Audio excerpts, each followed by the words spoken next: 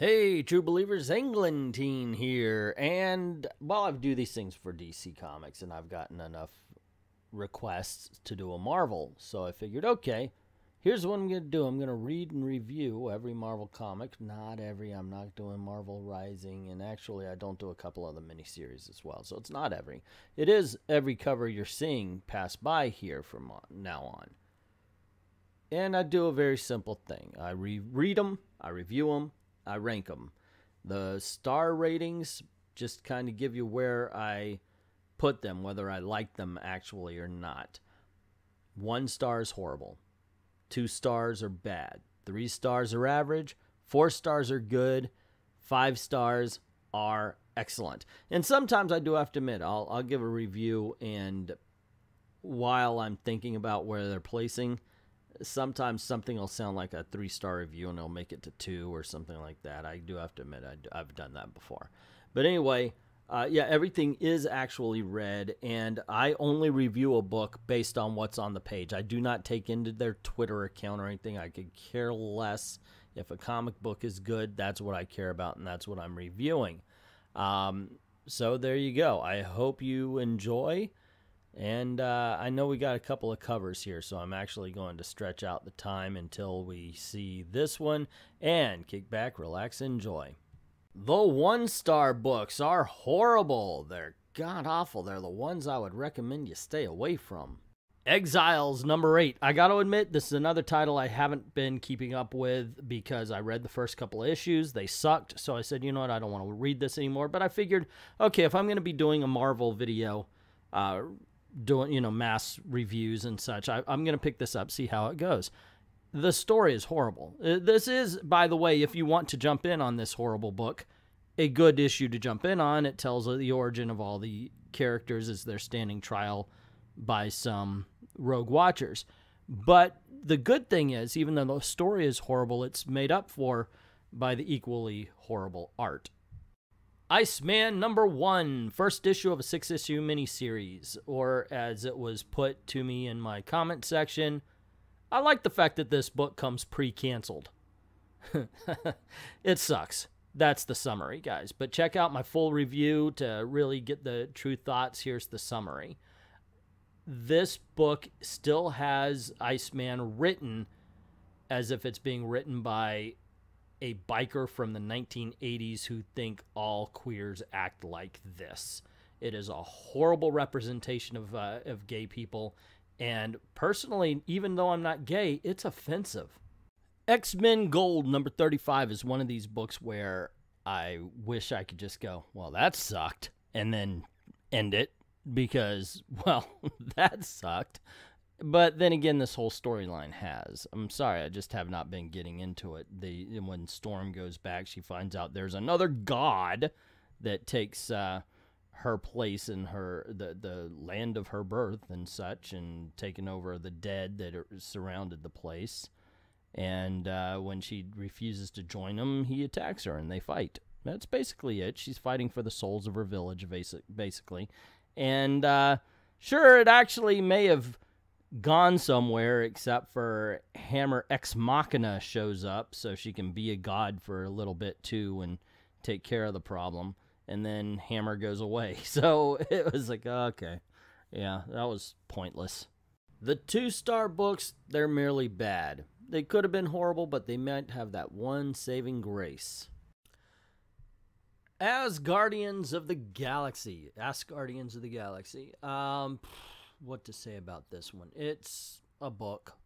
So Sif is in her mortal form. She's talked to her friend, and she's drawn by Angela, and it's like, hey, we need your help stopping all of these aliens. Apparently there's like an alien conglomerate going after these Asgardian types, and they fight for a piece of the Rainbow Bridge that's now powering their ship. It's stupid. It's not very good, and it really does rely way too much on, hey, remember that guy, to get along.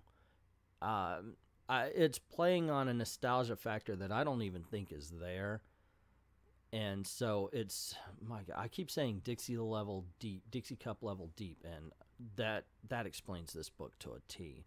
It's a write-off. It's a tax write-off, maybe even. Weapon X, number 23. Okay, so I mentioned how Deadpool in the wrong hands is not funny. It's just annoying and bad. This is a case of that. Now, the book overall is not bad.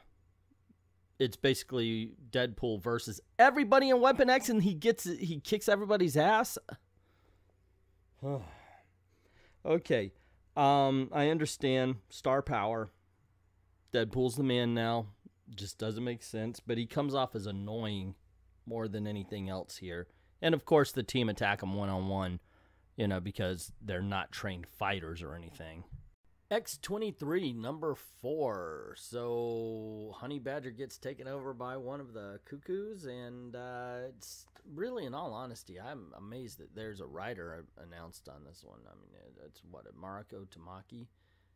I mean, it is single panel, one word bubble. It just doesn't go. It's kind of funny because in this same video you're gonna see me praise Squirrel Girl, while this one just seems weak. It's amazing how you can read something like this. Like, this is mostly pictures instead of words, obviously, but they try, except for it's weak, while the other one was strong. So I don't know. Yeah, both kind of try to do the same thing, but this one just fails. Star Wars, Dr. Aphra, annual number 2. So I figured out what was going on about halfway through, and then it was just me waiting for the story to catch up. And when you do that, it takes forever. And this book felt like a slog. It shouldn't have, because the story itself isn't bad. It was at least entertaining. But because it's so obvious what's happening, you just, anytime you're waiting for the characters to catch up to you, it can stop the story dead. So it ended up taking forever to read this book. I can't recommend it. Infinity Wars, number 3 is a bit of a confusing mess. So you have Gamora, and she's messing around with Loki in one dimension, and they say, hey, look at this dimension where they're having the Infinity Wars, but they're not doing the same thing. Maybe we should take it over. And Loki's like, hey, spare my life, and I will help you do this. And Gamora goes off on a tangent. And overall, like I said, it just seems like a big mess. I've read this book, but it's hard to remember anything that happened. I just read this book. I don't know. I'm not a big fan of the Infinity Wars either, so maybe my opinion is a bit tainted. It's a bit colored by the fact that I haven't enjoyed any of it so far, so take what I'm saying with a grain of salt. The 3-star books are average. They either didn't register with me or I liked them, but just not enough to recommend them. Old Man Logan, number 47. See, usually Old Man Logan grabs me. This time I just couldn't get into it. They're fighting a big plant that its planet got destroyed, and now it's landed on Old Man Logan Earth, and they're like, oh my gosh, we gotta save it, it's Alpha Flight, you know, and it's they're attacking it and everything.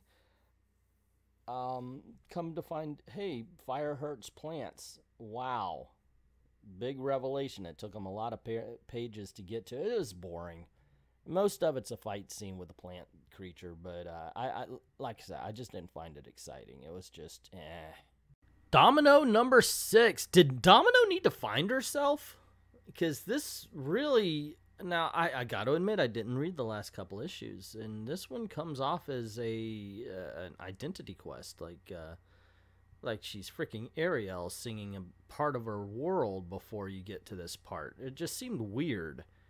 I don't know. Once again, I'm a little detached from the story, so take it how it is. You do get a fight at the end, as she's trying to focus her powers, and so she could direct her luck rather than luck just happening to her, which is kind of stupid. It's not luck if you're focusing it. But anyway, overall, it was all right. I just couldn't connect to it. It could be because, once again, I want to be honest here, I didn't read the last few issues. But it just doesn't seem like Domino if she's having this whole identity crisis thing. So I got to admit, I don't read Ms. Marvel religiously. Yeah, I just stopped. It was a really bad storyline this year. Ms. Marvel number 35 here I picked up because well, you know, if I'm going to do one of these videos, I got to get the big guys, and this is one of, no, it isn't. I just picked it up for some reason. Mainly because I was like, wait a second, isn't that Shocker? I want to see how they handle it, and they actually make him a decent villain in this, but mostly it is about an existential crisis felt by Ms. Marvel. It really is average, while Shocker is pretty damn good. X-Men Blue, number 35.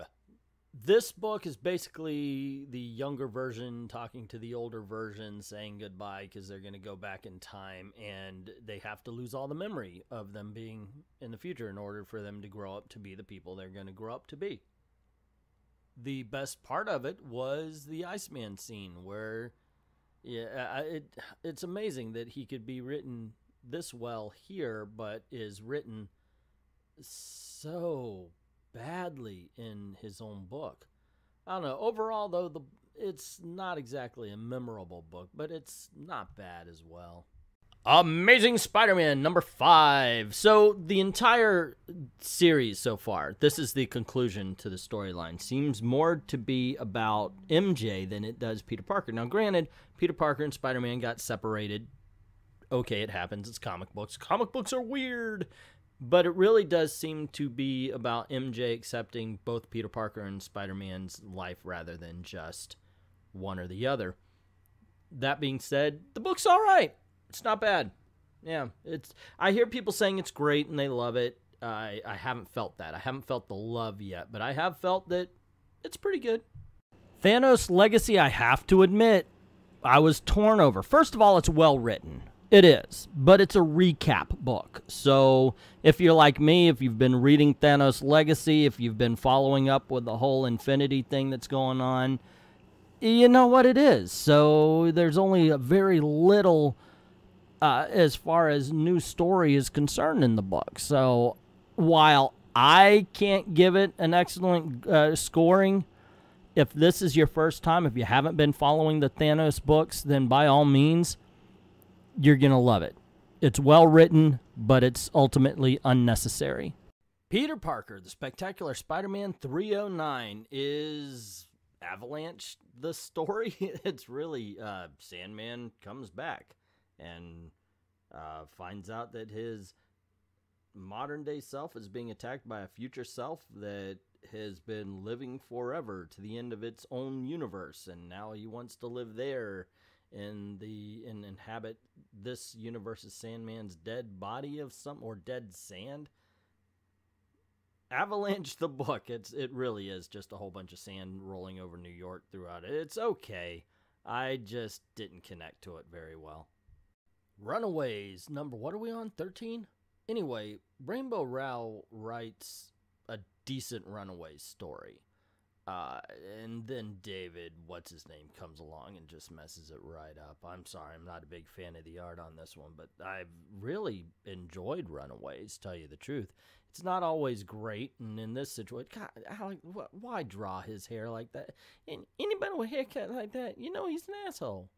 It's just really bad, the art is. But the story was fun. I liked it. It was mostly fight scene, and then, of course, a whole bunch of argument about Alex betraying them, and then we find out that the Grimmabor, I forgot the name of it, is coming back and expects the kids to take over where the Pride left off.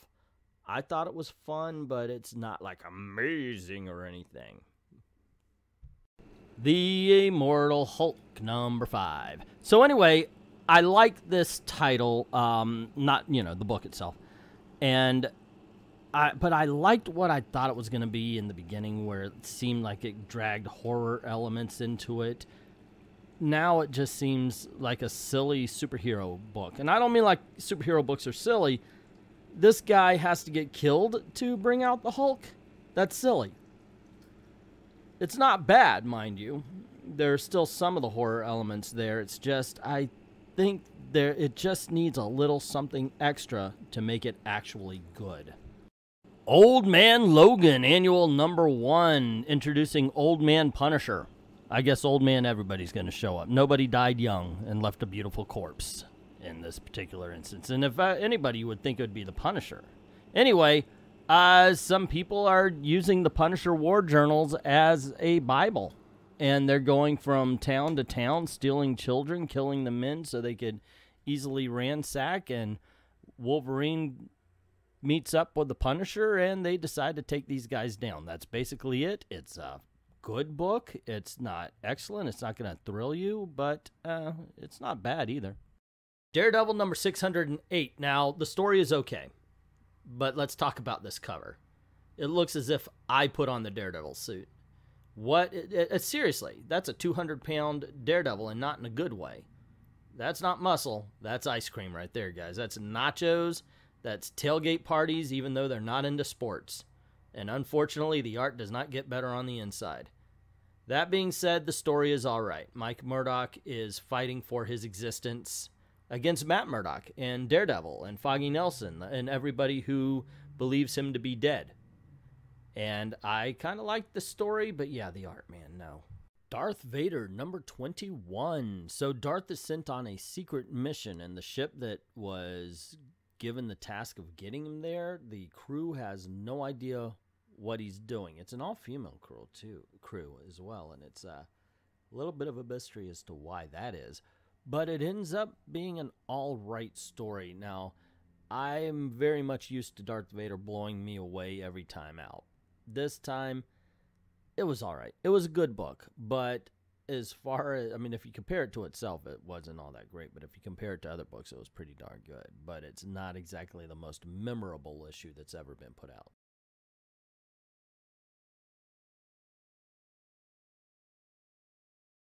Weapon Now, the 4-star books, they're legitimately good, and I am actually proud to recommend them to you.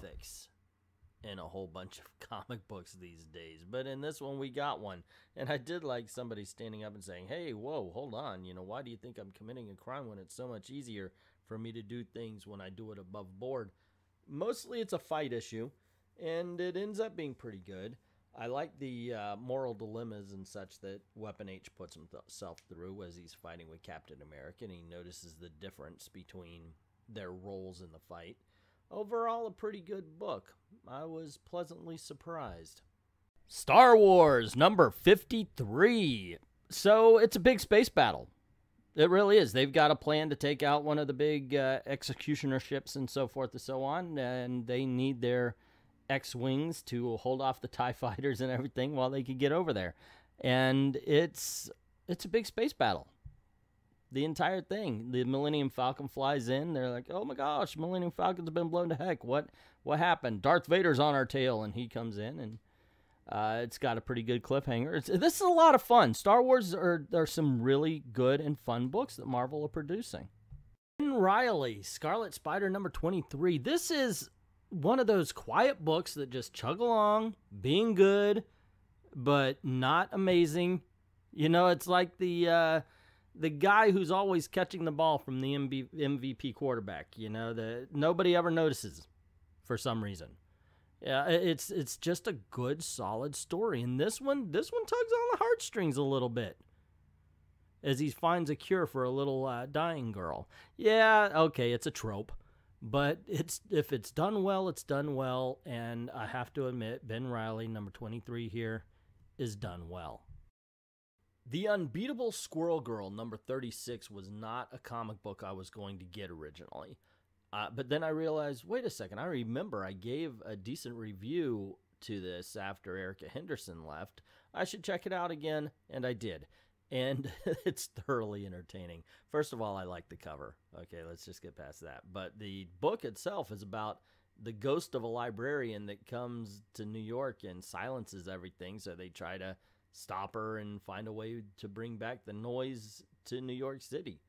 It's thoroughly entertaining. It's exactly what I've been saying about sequential art telling a story. Since it's mostly silent, you rely on the art to tell the story. What I didn't expect was what I didn't expect the last time I reviewed a Squirrel Girl book, that I was going to have fun with it. Avengers, number 7. So this is the story of all about how my life got switched. And this is the story of BC Ghost Rider. And it is very entertaining, actually.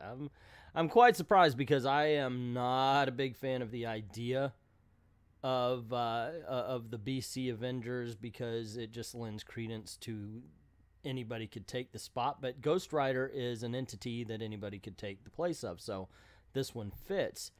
And like I said, it's the origin story. It's well drawn and well told. Secret Agent Deadpool #1. It was fun. I enjoyed it. Yeah, I'm kind of surprised because I really don't like Deadpool comic books. Mainly because in the wrong hands, Deadpool's really bad.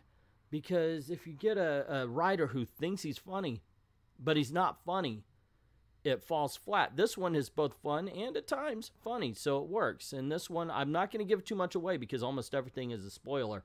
But Deadpool has a target, turns out to be a secret agent. That's about as much as I'm going to give you. If you like Deadpool, you're going to love it. If you don't, try to find it when it's in the bargain bin. Captain America #3. Ta-Nehisi Coates has found Captain America's voice. I have to give credit where credit is due. It's a good book. He does sneak stuff in, though. Right now in America, the economy is better. People have jobs. Life is better for them. And he doesn't want to give credit where credit is due, so he says it's an evil regime. And it's even brought up here that a better life is a bribe to go along with evil deeds. So it's not 100%, but it's only there if you want to see it, because you could have easily read what I read and just glossed over it and got a really good adventure tale. And that is why I think this is a better book than when Mark Waid had it. Dear Marvel, stop! You're making me a liar. I keep saying, well, I don't like Deadpool comics. But actually, I wasn't going to get this originally. And then I remembered, wait a second, I think I liked the first issue. Why don't I pick this up again, give it a shot? And so I did. Deadpool #4 is thoroughly entertaining. He goes to Weird World, and it is weird and fun. And I just said it's fun and entertaining. He's sending back text to Negasonic here about his adventures. And what else can you say? In the right hands, Deadpool can be good. I'm eating a little bit of crow here. I can recommend it. It's Donny Cates again, ladies and gentlemen. Death of the Inhumans #3. This is such a great story. I mean, basically, Black Bolt is a murder machine in this.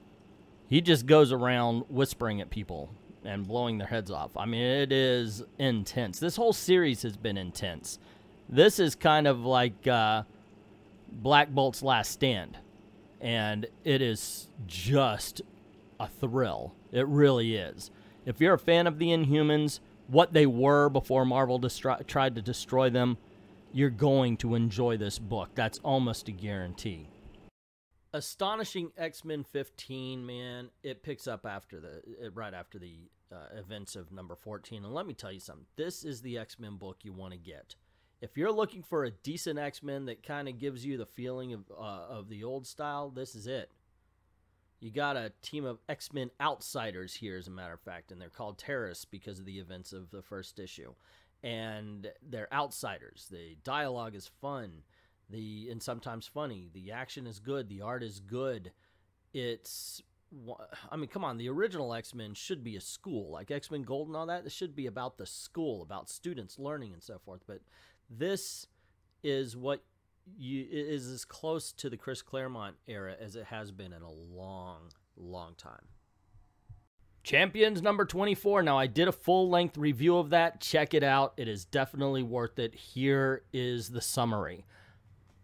Wow, this proves Mark Waid can't write, because not only Captain America, but this has improved since he has left. Jim Zub wrote this one, and this is the dreaded gun issue, the one with the school shooting. And instead of being about the gun, which would have been really stupid and divisive, this is about the victimhood. This is what happens to the people who are involved in it. And doing it that way, it is such a powerful story, and it is so well done. I recommend this book strongly. Silver Surfer Annual #1. This was a good annual. I can't say it was fun, but it was good. It's the story of him finding the first planet for Galactus. You know, he decided to be Galactus's herald in order to spare his planet and the life of his love. And in doing so, of course, he's got to pick another billion creatures to die.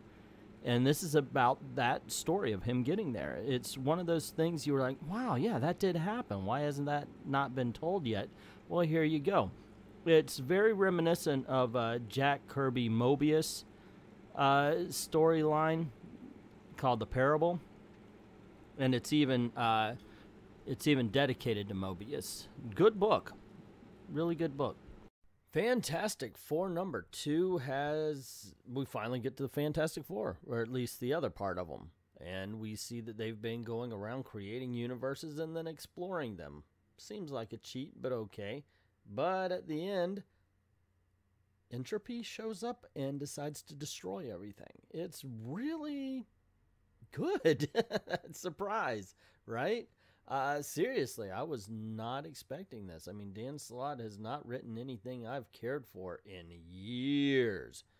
Nothing that I got this excited for, and definitely nothing that's ever made me look forward to the next issue. This one did.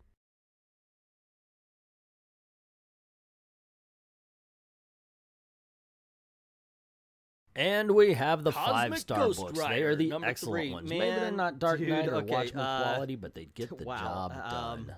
Yeah, exactly. Exactly that. Wow, man, wow, yeah, dude. That is all you need to know about this book. Seriously. Because that is basically it in its essence. Wow, yeah, man, wow, dude. There is no rhyme or reason to these books, it seems like. And it's awesome. This Cosmic Ghost Rider may be the best Marvel book on the shelf right now, just because it's so much fun and it's so irreverent, and you should get it, seriously. Journey into Mystery, The Birth of Krakoa. Man, this is one of those books where you read it and it just grabs you right from the beginning, and then you say, I want a series based on this. I want a Nick Fury and the Howling Commandos series based on reading this book. It would be so cool if they keep the same writers, if they keep the same artists, if they keep the same inkers. You need this team because you don't want to mess it up. Remember what I always say, be careful what you wish for. But man, this book is so good. I just wanted to keep reading more and more of it. Ooh, there you go, gang. That's not only just the books I read and reviewed, but how I would rank them from worst to best. What did you buy? What did you think that I had too high on the countdown? What did you think I had too low? What did you agree with? Let me know in the comments section below. Also, if you like this video, you know the drill. Click like, share, of course. Get word out about the channel. It's always important. And if you haven't done it already, hit that subscription button. And don't forget to ring that notifications bell so you don't miss anything. Cool things happen around these parts. Also, this is where I'm trying to make a living. If you don't mind helping out the channel, by all means, go on over to Patreon. Drop $1 in the till. It's less than the price of a candy bar. Can you believe how expensive candy bars are these days? But for less than the price of a candy bar a month, you can help us make videos for you. Thank everybody who's already done that. And to everyone, all of the true believers, thank you very, very much for watching. And once again, I find myself ending a little bit too soon. So dun dun dun dun dun dun dun.